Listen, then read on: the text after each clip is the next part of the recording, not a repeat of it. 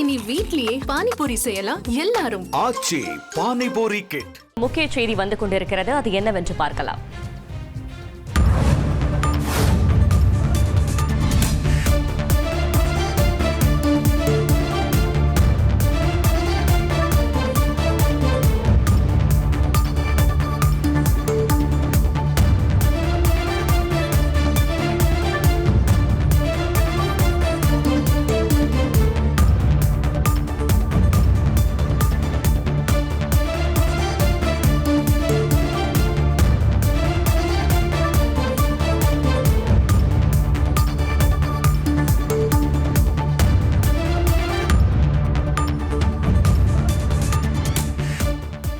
நடிகை சௌந்தர்யா மரணம் குறித்து தவறான தகவல்கள் பரவி வருகிறது என்று அவரது கணவர் விளக்கம் அளித்திருக்கிறார். இது பற்றின மேலும் விவரங்களை செய்தியாளர் ராஜா வழங்கிட கேட்கலாம்.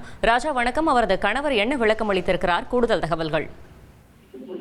வணக்கம். நடிகை சௌந்தர்யாவின் மரணம் விபத்தல்ல, அது கொலை என ஆந்திராவை சேர்ந்த சுட்டிமல்லு என்பவர் புகார் அளித்திருந்தார். தெலுங்கு நடிகர் மோகன் பாபுவும் சௌந்தர்யாவின் கொலைக்கும் தொடர்பு இருப்பதாக அவர் புகார் கொடுத்திருந்தார். இந்த விவகாரம் தெலுங்கு சினிமாவில் புகாரம் வெடித்த நிலையில் இது குறித்து மறைந்த நடிகை சௌந்தர்யாவின் கணவர் ரகு ஒரு அறிக்கை வெளியிட்டிருக்கிறார். இதில் கடந்த சில நாட்களாக ஸ்ரீ மோகன் பாபு சார் மற்றும் ஸ்ரீ சௌந்தர்யா ஆகியோருக்கும் ஹைதராபாத்தில் உள்ள சொத்து குறித்து ஒரு தவறான செய்தி பரவி வருகிறது. சொத்து தொடர்பாக பரவி வரும் ஆதாரமற்ற செய்திகள் தொடர்பாக நான் மறுப்பு தெரிவிக்க விரும்புகிறேன்.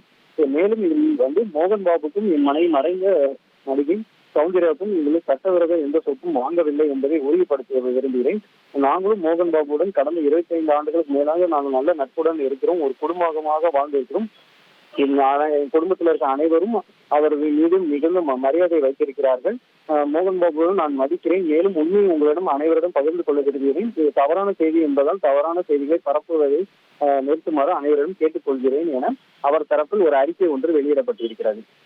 தகவல்களுக்கு நன்றி ராஜா.